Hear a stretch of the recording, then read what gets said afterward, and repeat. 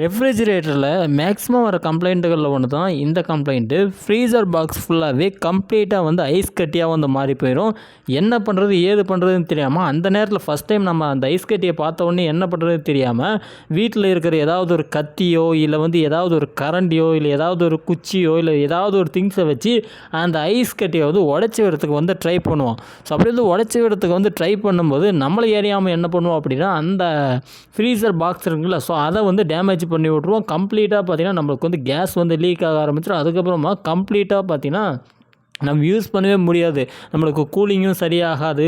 அதே மாதிரி ஏதாவது ஒரு ரிப்பீட்டட் இஷ்யூஸ் பார்த்திங்கன்னா வந்து வந்துகிட்டே இருக்கும். ஏதாவது கேஸ் லீக் ஆகிற மாதிரி பார்த்திங்கன்னா ஒரு சவுண்டு வந்து வந்துகிட்டே இருக்கும்.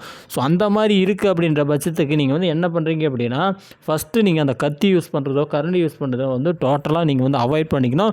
அந்த மாதிரி பண்ணிங்க அப்படின்னா உங்களுக்கு வந்து வாரண்டியில் ஏதாவது பண்ணுற மாதிரி இருந்தால் கூட அதை கூட வந்து பண்ண மாட்டாங்க. மேக்ஸிமம் அந்த மாதிரி ஃபார்மல்ஸ் இருக்குது. எனக்கு வந்து அதை பற்றி தெரியல. பட் நீங்கள் அந்த மாதிரி பண்ணாதீங்க. இது வந்து ஃபிசிக்கல் டேமேஜ் மாதிரி தான். நீங்கள் வந்து பண்ணாதீங்க அவ்வளோ சீக்கிரம்.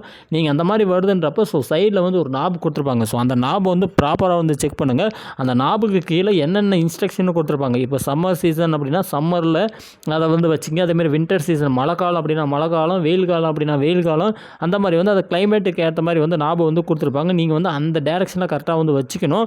ஒரு வேளை உங்களுக்கு வந்து தெரியல அப்படின்றப்ப கிளைமேட் வந்து ஆட்டோமேட்டிக்காக வந்து மாறலாம். திடீர்னு வந்து மழை வருதுன்றப்ப அப்போ பார்த்திங்கன்னா ரொம்ப கூலிங் ஆகிடலாம். ஸோ அந்த மாதிரி இருக்கிறப்ப அப்போ இந்த மாதிரி ஐஸ் கட்டி வந்து அதிகமாக வந்து உருவாகும். ஸோ அப்படியே வந்து வந்துச்சு அப்படின்னா டீஃப்ரோஸ்ட் அப்படின்ற ஒரு மோடு வந்துருக்கு. ஸோ அந்த டீஃப்ரோஸ்ட் அப்படின்ற அந்த மோடை வந்து நீங்கள் வந்து ரன் பண்ணி விடணும். அதாவது ஸ்டார்ட் பண்ணி விட்டிங்கன்னா ஆட்டோமேட்டிக்காக அந்த உள்ளே இருக்கக்கூடிய ஐஸ் கட்டி எல்லாமே வந்து கரைஞ்சி போயிடும்.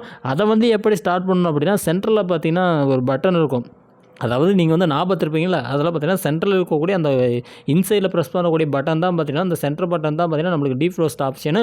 ஸோ அதை வந்து டபுள் டைம் வந்து நம்ம வந்து ப்ரெஸ் பண்ணி விட்டோம் அப்படின்னா ஆட்டோமேட்டிக்காக டீஃப்ரோஸ்ட் மோடு வந்து ஸ்டார்ட் ஆகிடும். ஆட்டோமேட்டிக்காக வந்து கரைஞ்சி வெளியில் போயிடும். ஸோ இதை வந்து பண்ணுங்கள், மற்றது எதுவும் பண்ணாதீங்க.